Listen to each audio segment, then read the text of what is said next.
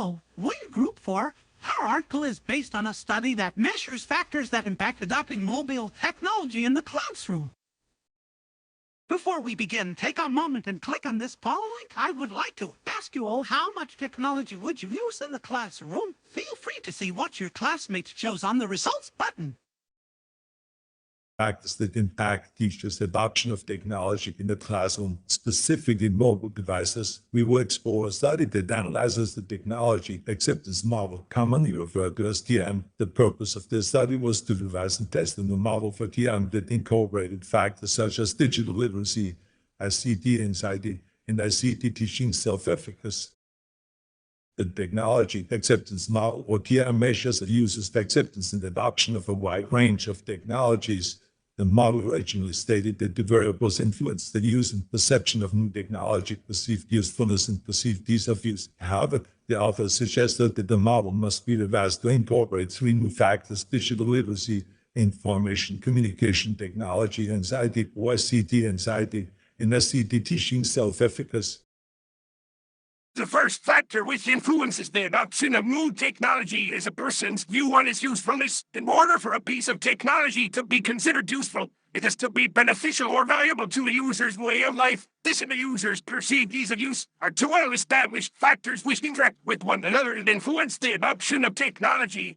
Researchers found that participants' responses on the survey supported the original model's belief that perceived usefulness is also influenced by their perceived ease of use as well as their perception of its benefits. Another factor that affects an educator's ability to adopt mobile technology is their perceived ease of use. This topic is pretty self-obstinate. If you feel like a certain mode of technology or a program is too overwhelming, then you are going to avoid using it. You are going to use the things that you feel comfortable and confident with. Take a few minutes and reflect on aspects of technology that you might not use. Familiarizing yourself with the programs or tech tools that you are not comfortable with when you are not on a deadline or in front of an entire class full of critical kids could be a good option unless it is something the kids could actually help you with. The next factor that affects an educator's ability to adopt mobile technology is digital literacy. The definition of digital literacy is the measure of one's ability to use digital technology, communication tools, and/or networks to access, manage, and integrate digital resources. This is a fairly broad definition, but the findings will further explain some of the specifics of digital literacy. The main finding was that digital literacy had a direct influence on the behavioral intention to use mobile learning. The researchers break this down into two categories: basic literacy and advanced mobile skill. Basic ICT literacy includes basic computing tasks, such as word processing, emailing, and texting. This category had a direct positive impact on both behavioral intention to adopt mobile learning and teaching self-efficacy to use ICT. Advanced mobile skill includes tasks, such as emailing and sending photos and accessing the internet. This category had a direct positive impact on the perceived teaching self-efficacy to use it in the classroom. ICT anxiety is the feeling of discomfort, apprehension, and fear of coping with ICT tools, or in essence in the expectation of negative outcomes from computer-related operations. This factor has not been extensively researched and is new to the mobile. These feelings of anxiety have negative effects on how a teacher adopts new technology and makes them more likely to resist learning new ICT skills. ICT anxiety will also have a negative effect on the perceived ease of use of mobile learning, which is another major aspect known to influence mobile learning adoption. It's also an emotional response resulting from the fear that use of ICT may result in negative outcomes such as damaging equipment or looking foolish.